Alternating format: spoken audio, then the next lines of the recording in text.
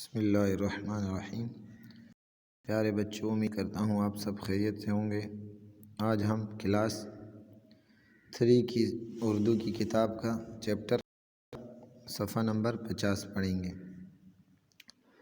اس کی ریڈنگ کرتا ہوں سب سے پہلے، پھر آپ لوگ اس ریڈنگ کر کے اور رف کا 5 مرتبہ لکھ کر لے آئیں گے، اور پھر اگلی ویڈیو میں انشاءاللہ اس کی مشق کو حل کریں گے۔ تو مشق جو ہوگی وہ فیر کاپی میں آپ لکھ کر لائیں گے۔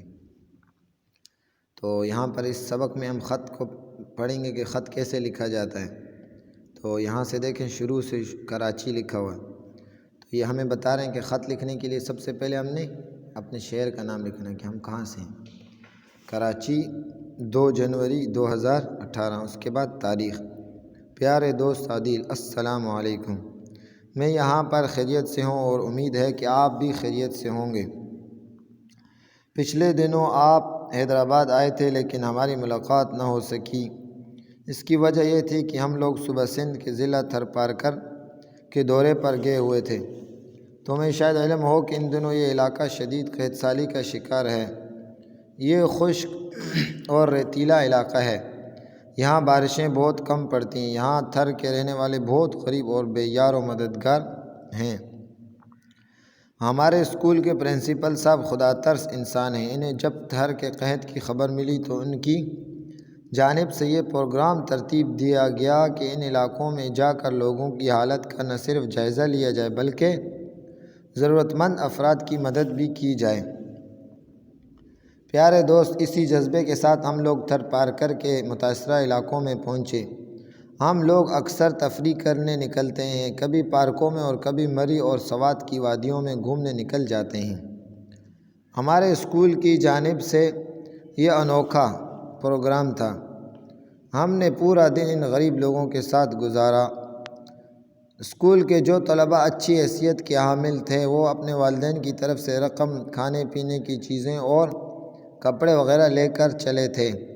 ہم نے وہاں جا کر متاثرین سے ملاقات کی جو تحائف تحفے کی جمع لے کر گئے تھے وہ ان میں تقسیم کر دیے۔ ان سے دلی دکھ کا اظہار بھی کیا اور وہ لوگ ہماری ان باتوں سے بے حد خوش ہوئے۔ اسکول کے پرنسپل نے بتایا کہ ہمارا دین غریب لوگوں اور پریشان حال افراد کی مدد کرنے پر بے حد زور دیتا ہے۔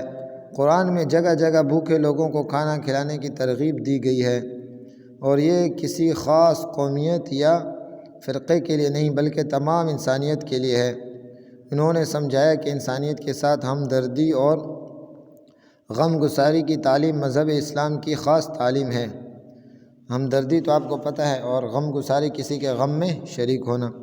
میری سمجھ میں تو یہ باتیں خاصی حد تک آ گئیں۔ اس کے بعد جب میں واپس حیدرآباد آیا تو میرا ذہن اسی بات کی طرف لگا رہا۔ میں نے اپنے والد سے بات کی تو انہوں نے مجھ سے اتفاق کیا۔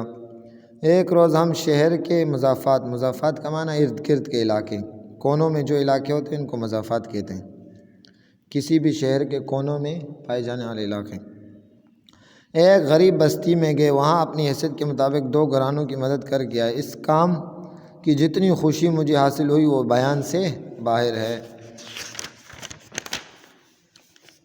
آپ بھی ایک کھاتے پیتے گھرانے سے تعلق رکھتے ہیں۔ آپ کو خط لکھنے کا مقصد یہی ہے کہ اگر دلچسپی لیں آپ تو آپ بھی ایسے غریب اور ضرورت مند افراد تک پہنچ سکتے ہیں اور اپنے والد محترم سے کہہ کر